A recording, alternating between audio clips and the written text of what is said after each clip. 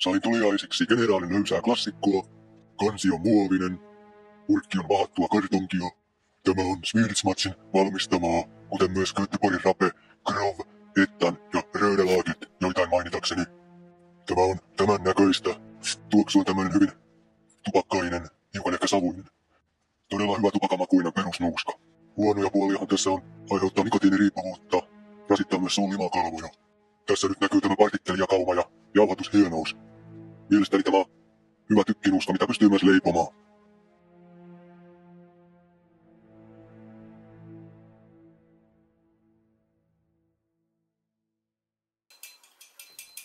Ensi kerralla Vinks spesiaali.